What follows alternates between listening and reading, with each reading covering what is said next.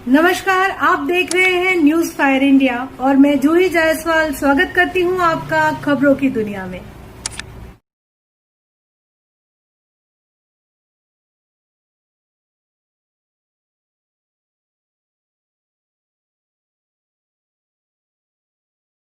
नमस्कार, मैं हूं राम कुमार जायसवाल। आप देख रहे हैं न्यूज फायर इंडिया। आज हमारे एक ऐसे मेहमान जो हमारे न्यूज फायर इंडिया के ऑफिस में पहुंचे हुए हैं, आप यूं कह लीजिए कि देश का भविष्य स्थापित करने वाले ये युवा जो देश के भाग्य विधाता है, एक ऐसे ही युवा, बिल्कुल यंगस्टर, एक नौजवान बच्चा, जिसे हम बच्चा भी कह सकते हैं, नौजवान भी कह सकते हैं। मात्र 19 वर्ष इनकी आयु है। इनका नाम श्री उमर बैश है। हमारे साथ मौजूद हैं। आज हम इनसे कुछ बातचीत करेंगे। पहले तो न्यूज फायर इंडिया में आपका बहुत बहुत स्वागत है। Thank you sir. सामने देखते रहिए। आज तमाम समस्याएं भी हैं और तमाम व्यवस्थाएं भी। सरकार की नीतियां ऐसी हैं जिससे लोगों को लाभ भी मिल रहा है, वहीं पर कहीं न कहीं लोग उसका विरोध भी दर्ज करा रहे हैं। देश में वर्तमान परिस्थितियों में एक बड़ा ज्वलंत मुद्दा है जिसका किसान आंदोलन एक बड़ा रूप ले लिया है। देश का अन्न किसानों के द्वारा ही लोगों को मिलता है, जिससे लोगों का जीवन यापन होता है। लेकिन आज किसान ही बदहाल व्यवस्था में है, ऐसा किसान आंदोलन दर्शाता है। उस किसान आंदोलन को लेकर के क्या जानकारी आपके पास है? सरकार के बनाए गए किसान बिल, जो कानून, जो सरकार ये कह रही है कि किसानों के हित के लिए है, उसके बारे में क्या जानकारी है? आज न्यूज फायर इंडिया के माध्यम से, हमारे चैनल के माध्यम से हमारे देखने वाले दर्शकों को आपके द्वारा क्या जानकारी मिल पाएगी, बताइए। पहले इस किसान बिल के बारे में हमें समझना पड़ेगा, बेसिक इसका समझना पड़ेगा कि 3 किसान बिल क्या है जो फार्मर के द्वारा फार्मर के लिए लाए गए हैं। हमारी मोदी सरकार ने लाया था 2020 में। इसकी कुछ कमियां भी हैं और इसमें कुछ ऐसी व्यवस्था भी है जो किसान को आगे आने वाले समय में अच्छी प्रॉफिट दिला सकती है। पहला है कि तीनों बिल को एक एक करके समझना पड़ेगा। पहला है फैसिलिटेशन बिल है। फैसिलिटेशन मतलब किसान को फैसिलिटी दी गई है। इसमें किसान को फैसिलिटी क्या दी गई है? किसान अपने प्रोडक्ट को, अपने क्रॉप को एक जगह से दूसरी जगह पे विभिन्न साधनों के द्वारा बेच सकता है। सरकार ने उसके लिए बहुत सारे कोल्ड स्टोरेज खोलने के वादे किए हैं। साथ ही साथ सरकार ने यह भी कहा है कि वो जो है ई कॉमर्स ट्रेडिंग करवाएगी। ई कॉमर्स मतलब इलेक्ट्रॉनिक माध्यम से ट्रेडिंग करवाएगी। एक तरफ से देखा जाए तो ये तो फायदे की बात होती है किसानों के लिए कि उनके लिए ई कॉमर्स से ट्रेडिंग हो रही है। पहली बात, वो भारत के किसी भी कोने में जाके अपने प्रोडक्ट को बेच सकते हैं, अपने क्रॉप को बेच सकते हैं। किसी भी लोगों से वो किसी के पास भी जाके बेच सकते हैं। वास्तविक बात तो ये है, परंतु इसमें एक नकारात्मक पक्ष ये है। किसान जो जानना चाहते हैं, किसान जो पूछना चाहते हैं सरकार से, देखिए एक अभी रिपोर्ट आई थी जिसमें यह बताया गया कि जो 94% जो किसान है हमारे हैं, वो अपने प्रोडक्ट को जो सरकार के द्वारा स्टैब्लिश एपीएमसी मंडी है वहां पे नहीं बेचते। सिर्फ 6% किसान ही एपीएमसी मंडी तक पहुंच अपनी बना सकते हैं। तो 6% किसान ही अपनी पहुंच जब एपीएमसी मंडी तक बना सकते हैं, तो 94% जो किसान है वो पहले से ही अपने प्रोडक्ट को बाहर बेचते थे, दूसरी जगह पे ले जाके बेचते थे। तो इसमें तो सरकार कुछ नया नहीं कर रही है, किसानों का कहना यह है, क्योंकि पहले भी वो बाहर बेचते थे और अभी भी वो क्या करते हैं, बाहर बेच रहे हैं। सिर्फ 6% किसानों का जो था वो एपीएमसी मंडी में जाके बेच सकते थे। दूसरी बात यह है, हमें जानने लायक बात है, एक फूड कॉर्पोरेशन ऑफ इंडिया होता है जिसे एफसीआई कहते हैं। एफसीआई जो होते हैं, जैसे किसान कह रहे हैं कि हमें एमएसपी नहीं दिया जा रहा है, मिनिमम सपोर्ट प्राइस, न्यूनतम समर्थन मूल्य, जिसका हिंदी में मतलब होता है। तो किसान कह रहा है कि हमें एमएसपी नहीं मिल रहा है। एमएसपी नहीं मिल रहा है, इसका कहने का मतलब यह है कि एमएसपी उसको सरकार कह रही है कि हम दे रहे हैं, पर जब भी किसान फूड कॉर्पोरेशन ऑफ इंडिया के पास जाता है और अपने क्रॉप को बेचने के लिए जब वहां पे जाता है तो वहां बैठता है, वो कहता है कि हम 200 किलो इस बार ज्यादा प्रोडक्शन किए, आप हमसे खरीद लीजिए, एमएसपी पे खरीद लीजिए, क्योंकि वो गवर्नमेंट की एजेंसी है, उसको एमएसपी पे खरीदना ही है। वो कहती है कि हमारे गोदाम तो पहले से भरे हुए हैं, हमारे गोदाम तो पहले से भरे हुए हैं, और यहाँ पर अभी आप जाइए, बाद में आइएगा, हम आपसे तब खरीदेंगे। वही फूड कॉर्पोरेशन ऑफ इंडिया के जो अधिकारी हैं, वो जाके एपीएमसी मंडी में, जहां पे बिचौलिए होते हैं, उनसे बात करके जब किसान वहां पहुंचता है तो किसानों से वहां कहा जाता है कि आपस में एपीएमसी मंडी वाले मिले हैं एक दूसरे से। वो कहते हैं, वो पहले से साठ गांठ कर लेते हैं कि 15 रुपए किलो बेचना है, उससे ज्यादा नहीं लेना है, उससे ज्यादा में नहीं खरीदना है। जब ये जाते हैं एपीएमसी मंडी, ये फूड कॉर्पोरेशन ऑफ इंडिया वाले जब जाते हैं वहां पे खरीदने जाते हैं, तो वो एपीएमसी मंडी वाले कहते हैं कितने का किसान बेच के गया? वो कहते हैं 15 रुपए किलो। कहते हैं हमें 17 रुपए में आप दे दीजिए। तो 17 रुपए में खरीद कर फूड कॉर्पोरेशन ऑफ इंडिया वाले वो अपने गोदाम को भर लिए हैं, और गवर्नमेंट का मान लीजिए न्यूनतम समर्थन मूल्य 30 रुपए है, तो वो अपने डाटा पे 30 रुपए दिखा रहे हैं। बिल्कुल बिल्कुल बिल्कुल। परंतु ये आप समझ रहे हैं कि ये जो कमियां हैं, वो गवर्नमेंट के अंदर भी कुछ कमियां हैं। गवर्नमेंट को पहले अपने अंदर सुधार करना पड़ेगा। दूसरी बात है, सरकार कही है एसेंशियल कमोडिटीज एक एक्ट है। इसमें एसेंशियल कमोडिटी मतलब एसेंशियल चीज, जो खाने पीने की चीज है, जैसे आलू हो गया, प्याज हो गया, ऑयल सीड हो गए, जो मतलब बेसिक रिक्वायरमेंट की चीज है डेली में। इसमें कहा गया है, सरकार ने यह कहा है कि जो बेसिक सामान है, अभी तक ऐसा था कि सरकार इसके ऊपर लिमिट बना के चलती थी कि आप इतना ही स्टोरेज करके रख सकते हैं इतने पीरियड ऑफ टाइम के लिए।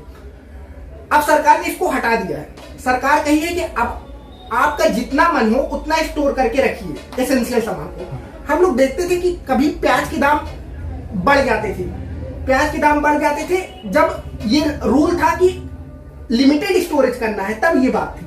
पर आज तो सरकार ने खुली छूट दे दी है कि आप अनलिमिटेड कितना भी स्टोरेज कर लीजिए। सरकार ने दो इसके अंदर प्रावधान रखे हैं कि युद्ध के समय, और दूसरी कंडीशन रखी कि आपदा के समय। जैसे आज कोरोना वायरस आपदा है, पैंडेमिक है, इसके दौरान आप स्टोरेज करके ज्यादा अमाउंट में नहीं रख सकते, परंतु और किसी भी समय वो जो व्यापारी है वो कितना भी स्टोर करके रखा रहेगा, वो कितना भी स्टोर करके रखा रहेगा। इसका नकारात्मक पक्ष ये है कि जब सरकार रूल बनाई थी, जब सरकार ने नियम बनाया नहीं था, तब रेट इतना बढ़ जाता था प्याज का दाम 100 रुपए, 150 रुपए, 160 रुपए किलो शहरों में पहुंच जाता था। परंतु अब तो रूल ही हट गया है। अब तो मतलब बढ़ना ही बढ़ना है, प्राइस जो है वो तो बढ़ेगा ही, क्योंकि अब जब अधिकारी जाएंगे पूछने व्यापारियों से कि आप कितना स्टोर करके रखें, तो वो कहेंगे अभी युद्ध की सिचुएशन चल रही है। नहीं, अभी भारत चीन का युद्ध तो हो नहीं रहा है, ना भारत पाकिस्तान का युद्ध हो रहा है, कोई आपदा है, आपदा भी नहीं है। मान लीजिए उस टाइम कहेंगे आपदा भी नहीं है, तो हमारा तो सरकार ने हमें छूट दिया है, तो हम स्टोर करके रख सकते हैं। तो ये जो है नकारात्मक पक्ष है। सकारात्मक पक्ष क्या है? सरकार ने कहा है कि हम ई ट्रेडिंग करेंगे, ई ट्रेडिंग। इसमें एक चीज और है, हम लोग पहले देख लेते हैं। कंट्रैक्ट फार्मिंग का एक आया है। कंट्रैक्ट फार्मिंग मतलब कि कोई भी, जैसे हम चिप्स बनाने वाली कंपनी है, हम जाएंगे किसी किसान के पास और किसान से कहेंगे, मतलब किसान का एक समूह रहेगा, उससे हम कहेंगे कि हम आपके यहां से आलू खरीदेंगे, और आलू जो है हम मार्केट में मान लीजिए 16 रुपए किलो पिछले साल बिका है, तो इस साल हम 20 रुपए किलो खरीदेंगे। तो इसमें किसानों का भी फायदा हो रहा है कि किसानों को पहले से रेट फिक्स हो जा रहा है कि 20 रुपए उनको मिलना ही मिलना है। और दूसरी बात यह है, 20 रुपए उनको मिलना, ये सकारात्मक पक्ष है कि 20 रुपए उनको मिलेगा ही मिलेगा। दूसरा पक्ष ये भी है कि अगर किसान मान लीजिए उस साल 22 रुपए प्राइस चला गया, तो किसान उस कंट्रैक्ट फार्मिंग से अपने आप को अलग कर सकते हैं। पर अगर व्यापारी चाहे तो वो अपने आप को उस कंट्रैक्ट फार्मिंग से अलग नहीं कर सकता। उसे कंट्रैक्ट फार्मिंग से अलग होना होगा तो उसे किसानों की पहले सहमति लेनी पड़ेगी। तो ये एक सकारात्मक पक्ष है इस किसान बिल का। और देखा जाए, अगर व्यापारी ठगना चाहे किसान को, कि किसान से कह दे कि किसान प्रोडक्शन कर दिया, अब कहा व्यापारी कहा अब हम आपसे नहीं खरीदेंगे, तो किसान डायरेक्ट एसडीएम के पास जा सकते हैं और उनकी बात एसडीएम को सुनना अनिवार्य होगी, और किसान के फेवर में ये चीज है। तो पहले जो दो बिल बताए हम, वो निगेटिव पक्ष था, पर ये जो है पॉजिटिव है कि किसान को पहले से उसको एक न्यूनतम समर्थन मूल्य से ज्यादा पैसा, या जो जिस पर उसका मन हो उतने पे वो खरीद बेच सकता है। तो ये एक सकारात्मक, ये एक बहुत बड़ी बात है कि सरकार ने अगर पॉलिसी बनाई है किसानों के हित के लिए, सरकार ये बार बार कह रही है कि हालांकि दिल्ली के अलग अलग बॉर्डरों पर किसानों का आंदोलन लगातार मेरे हिसाब से कम 40 से 50 दिन हो गए। 8वें दौर की बातचीत भी सरकार के द्वारा किसान के जो बड़े बड़े नेता हैं उन लोगों ने कर लिया, लेकिन आज भी किसान संतुष्ट नहीं हो पा रहे हैं। आखिर सरकार ने जो किसान बिल जो लेकर आई है उसमें ऐसी क्या त्रुटियां हैं जो इतने सारे किसान वहां पर इकट्ठे होकर के आंदोलन कर रहे हैं। राज्य मार्गों को प्रभावित भी करके रखा हुआ है, बंद भी करके रखा हुआ है। किसान क्या चाहते हैं, उनकी क्या नीड है कि ऐसी संविधान में ऐसी क्या सुधार लाया जाए कि जो उन्हें पसंद आ जाए, और इस तरीके से जो अनशन कर रहे हैं या सड़कों को बंद करके रखे हैं उनसे वो पीछे हट सके। हमें समझना होगा यहाँ पे एक जो पेच फंस रहा है सरकार और किसानों के बीच में, वो सबसे इम्पोर्टेंट पेच ये है कि उसमें सिर्फ किसान ही नहीं है, उसमें जो एपीएमसी मंडी के जो बिचौलिए हैं वो भी प्रदर्शन कर रहे हैं किसान बनकर। तो हमें ये समझना होगा, और सारे किसान इस कानून का विरोध नहीं कर रहे हैं। कुछ किसान जो हरियाणा और पंजाब के क्षेत्र के हैं और जो एपीएमसी मंडी को लेकर विरोध कर रहे हैं, सरकार ने यह भी कह दिया कि हम एपीएमसी मंडी बंद नहीं होने वाली, परंतु बिचौलियों को द्वारा भड़काने की वजह से कह सकते हैं, या कुछ राजनीतिक दल जो अपने सत्ता पाने के लिए सरकार को गिराना चाहते हैं, उसलिए ये ऐसा हो सकता है। परंतु अगर सरकार तैयार है कि सरकार चाहती है कि हम कुछ संशोधन कर दे, आप जो चाहते हैं, पर देखिए ये जो बिल है ये पूर्ण रूप से गलत तो है नहीं, कुछ इसके सकारात्मक पक्ष है और कुछ नकारात्मक पक्ष है। तो किसान को ये समझना पड़ेगा कि हम इसके जो नकारात्मक पक्ष है उसको दूर करने के लिए सरकार से बात करें, परंतु किसानों को एक तरीके से भड़काया जा रहा है, किसानों को एक तरीके से उनको दिखाया जा रहा है कि उनका घाटा होगा। आप मेरी बात मानिए तो किसानों को क्या करना चाहिए इस टाइम, ये देखिए किसानों को करना चाहिए, किसानों को अपनी जो बात है वो सरकार के समक्ष रखनी चाहिए। सरकार उनकी बातों को सुनेगी, सरकार उसमें जो संशोधन होगा वो करेगी। किसान अगर चाहे 1 साल देख ले उनका प्रोडक्शन कितना बढ़ रहा है, उनका अगर उनके लिए फायदेमंद बिल है, उनका जो कॉस्ट लग रहा है, इनपुट कम लग रहा है, आउटपुट उन्हें ज्यादा मिल रहा है, तो किसान क्या करे, 1 साल तक देखे, सरकार से संशोधन करवा के बिल 1 साल तक देखे।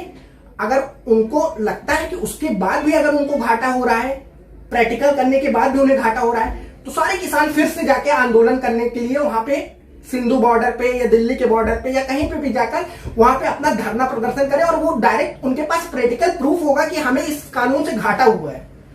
नहीं, प्राय ये देखने को मिलता है, जैसा आपने खुद भी अभी हमारे चैनल के माध्यम से हमारे दर्शकों को बताने का काम किया है कि जिस तरीके से बिचौलिया जो है या फिर जो एफसीआई वाले हैं, वो जो क्रय केंद्र पर जब ये लोग माल लेकर के किसान जाते हैं, जो समर्थन मूल्य निर्धारित किया जाता है उस समर्थन मूल्य पर उनके मालों को, उनके अनाजों को खरीदारी नहीं की जाती है।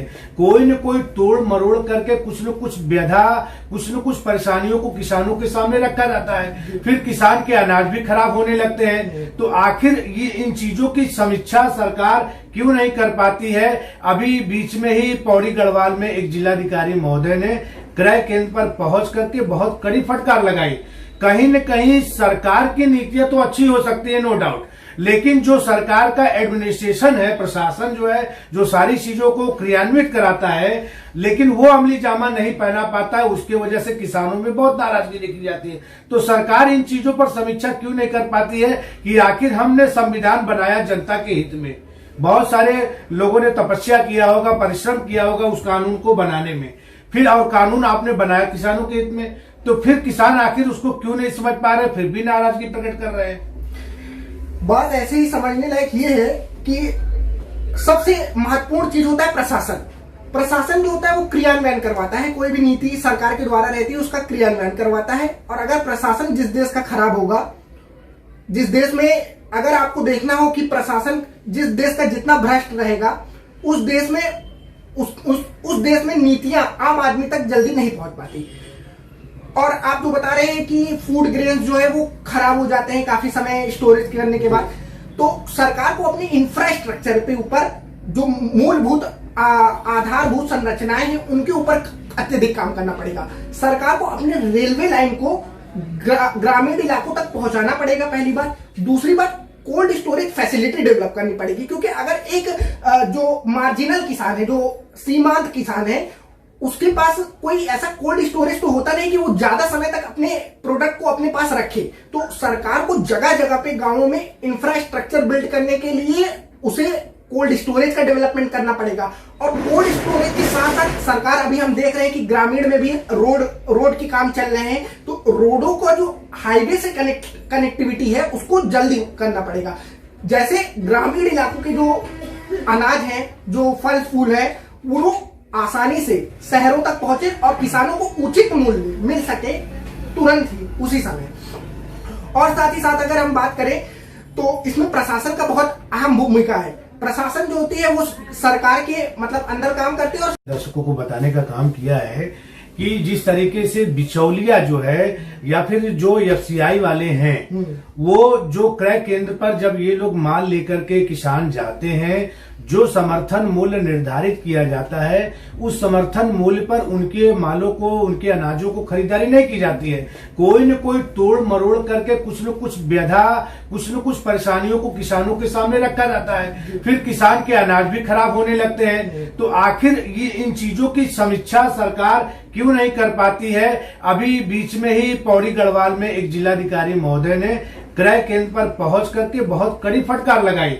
कहीं न कहीं सरकार की नीतियां तो अच्छी हो सकती है, नो डाउट, लेकिन जो सरकार का एडमिनिस्ट्रेशन है, प्रशासन जो है, जो सारी चीजों को क्रियान्वित कराता है, लेकिन वो अमली जामा नहीं पहना पाता है, उसकी वजह से किसानों में बहुत नाराजगी देखी जाती है। तो सरकार इन चीजों पर समीक्षा क्यों नहीं कर पाती है कि आखिर हमने संविधान बनाया जनता के हित में, बहुत सारे लोगों ने तपस्या किया होगा, परिश्रम किया होगा उस कानून को बनाने में, फिर और कानून आपने बनाया किसानों के हित में, तो फिर किसान आखिर उसको क्यों नहीं समझ पा रहे, फिर भी नाराजगी प्रकट कर रहे हैं। बात ऐसे ही समझने लायक ये है कि सबसे महत्वपूर्ण चीज होता है प्रशासन।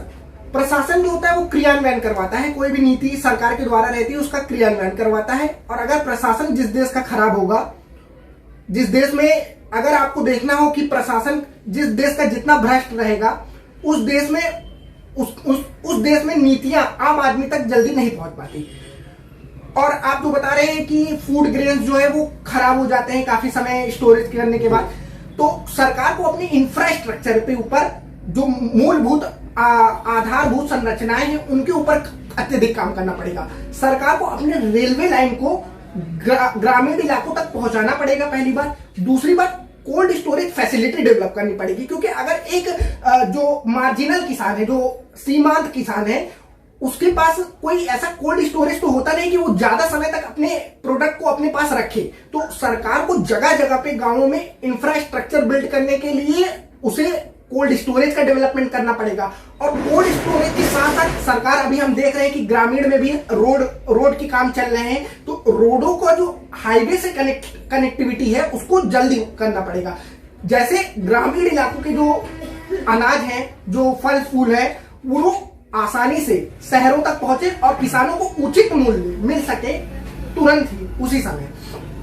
और साथ ही साथ अगर हम बात करें तो इसमें प्रशासन का बहुत अहम भूमिका है। प्रशासन जो होती है वो सरकार के मतलब अंदर काम करती है और सरकार को जो उनके लिए अच्छा चीज है और जो बुरा चीज है वो बताती है। तो प्रशासन नीतियां भी बनाती है, जैसे जो सचिव है हमारे, वो नीतियों को फॉर्मेशन भी करते हैं। तो सचिव का जो इस टाइम हमारे अमिताभ कांत जो है, वो हमारे नीति आयोग जो है उसके हेड है अमिताभ कांत। उन्होंने कहा है कि अब जैसे भारत जैसी देश है, विकासशील देश है, तो इनमें इंफ्रास्ट्रक्चर को बिल्ड करना बहुत अत्यधिक महत्वपूर्ण चीज है। दूसरी बात है कि अब सरकार क्या करेगी, जैसे देखिए हम एक सिंपल एग्जांपल से बताएं। आप कहेंगे चाइना इतना आगे क्यों रहता है, हम कहाँ इतने पीछे रहते हैं। तो चाइना जो है ना, जब आजादी हुई चाइना की, तो चाइना जो है, चाइना ये मॉडल अपनाया और भारत जो है ये मॉडल अपनाया। अब आप कहेंगे ये मॉडल और ये मॉडल में अंतर क्या है? तो चाइना क्या किया ना, चाइना अपने इंफ्रास्ट्रक्चर को बिल्ड करने के लिए वो कहा कि हम अपने सारे जगह पे, जहां पे जैसे मान लीजिए यहाँ पे आलू की उत्पादन होता है, तो उसी के बगल हम चिप्स की फैक्ट्री लगा देंगे। तो क्या हुआ, कंपनी वाले को भी ज्यादा अपना पेट्रोल नहीं खर्च करना पड़ा, ट्रैक्टर नहीं खर्च करना, ह्यूमन रिसोर्स की बचाव की।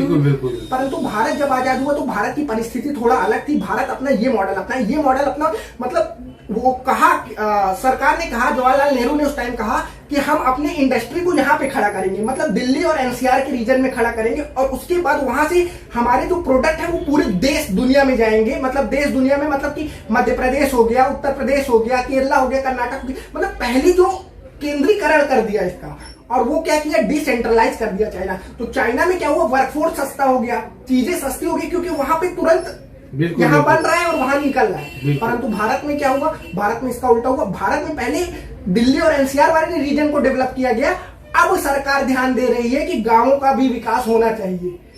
इसीलिए गांधी जी कहते हैं हमारे कि अगर हमें अपने देश का विकास करना है तो हमें उस अंतिम पंक्ति में खड़े हुए व्यक्ति को देखना पड़ेगा, तब जाके हमारा विकास, हम कहेंगे कि हमारा विकास हुआ है, अन्यथा हमारा विकास कभी नहीं होगा। हम चाहे कितना भी पैसे कमा लें, जब तक अंतिम पंक्ति में खड़ा हुआ अंतिम व्यक्ति अंत्योदय की भावना नहीं आएगी, अंत्योदय जब तक खुश नहीं रहेगा, तब तक हमारा समाज विकास नहीं कर सकेगा। सरकार बहुत बड़ी बड़ी पॉलिसियां बनाती हैं, रोजगार को लेकर के तमाम संसाधन उपलब्ध कराने की बात सरकार के द्वारा की जाती है।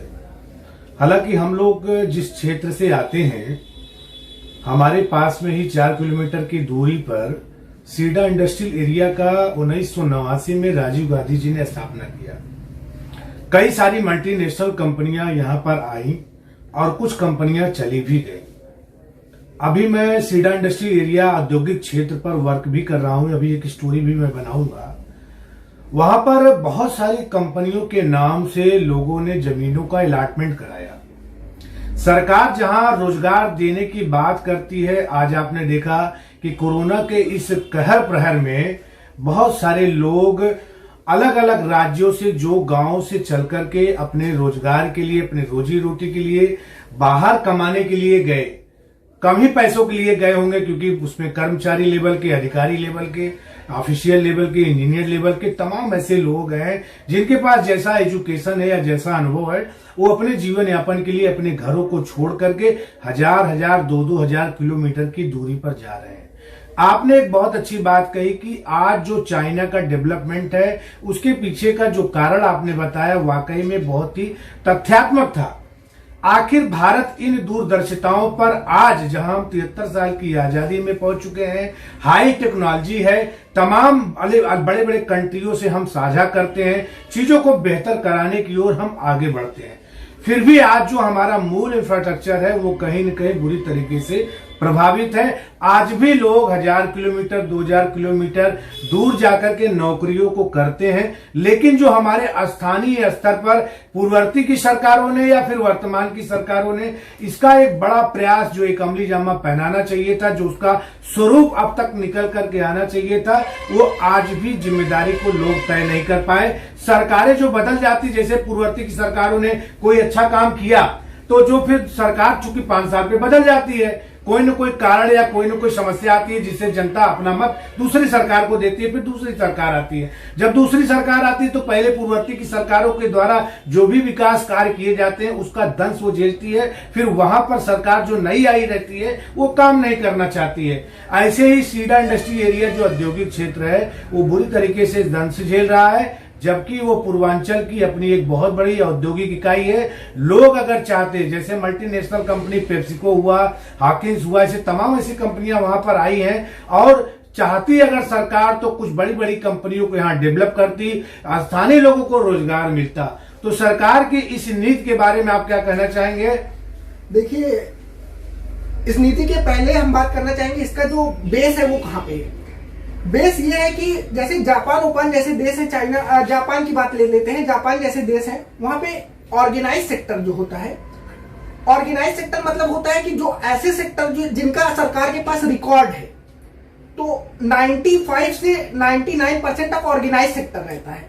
वहां पे क्या करते हैं, वहां पे प्राइवेट कंपनियां जॉब देती हैं ज्यादा से ज्यादा, सरकार के हाथ में बहुत कम कुछ रहता है, तो प्राइवेट कंपनियां, वहां प्राइवेटाइजेशन ज्यादा है वहां पे। इसलिए भारत जैसे देशों की बात कर लेते हैं, तो भारत में क्या है, भारत में अभी जो है सरकार अपने हाथ में सब कुछ ली थी, पब्लिक सेक्टर इंडस्ट्री बहुत ज्यादा थी, और सरकार के पास 80 to 90% जो मजदूर वर्ग है, जो कैजुअल लेबरर है, उनका रिकॉर्ड सरकार के पास आज की डेट में भी नहीं है। आप कहें कि आपने जैसे बात की कि माइग्रेशन हुआ, बहुत लोग सिटी से चल के आए, वो आना क्यों पड़ा उनके पास? क्योंकि सरकार के पास कोई रिकॉर्ड नहीं है कि कितने लोग उनके पास है और कितना उनको संसाधन का यूज करना है।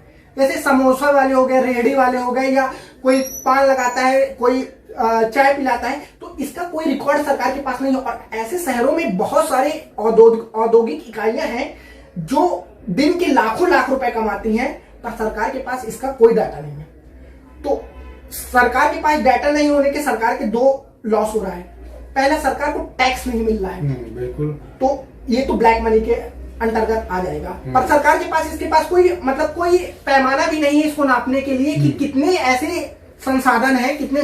जैसे हम बता दें आपको सिंपल से कि जैसे भारत की जो जीडीपी है, जीडीपी मतलब सकल घरेलू उत्पाद, ग्रॉस डोमेस्टिक प्रोडक्ट जो है, उसमें जो अनऑर्गेनाइज सेक्टर है, अनऑर्गेनाइज मतलब जो जिनका पास सरकार का रिकॉर्ड नहीं है, तो इसका जो आंकड़ा प्रस्तुत करती है सरकार, वो एक अनुमान की बेस पे प्रस्तुत करती है। सरकार के पास कोई आंकड़ा नहीं है। तो अगर जिस दिन सरकार के पास इसका आंकड़ा आ जाए कि अनऑर्गेनाइज सेक्टर उसके पास कितने हैं, कितने लोग अनऑर्गेनाइज सेक्टर में काम करते हैं, कितने लोग ऐसे हैं जिसका सरकार के पास रिकॉर्ड नहीं है, अगर सरकार के पास ऐसा कोई डाटा प्रस्तुत हो जाए, चाहे वो आधार कार्ड से हो सकता है, चाहे वो किसी और माध्यम के द्वारा हो सकता है, तो सरकार को इतना तो नॉलेज होगा कि उसके आसपास कितने लोग हैं और कितना टैक्स आता है। टैक्स जब हमारा बढ़ेगा, जो ब्लैक मनी है वो कम होगा, और ब्लैक मनी कम होगा, टैक्स बढ़ेगा, तो सरकार इंफ्रास्ट्रक्चर को अच्छे से डेवलप कर पाएगी उस पैसे का।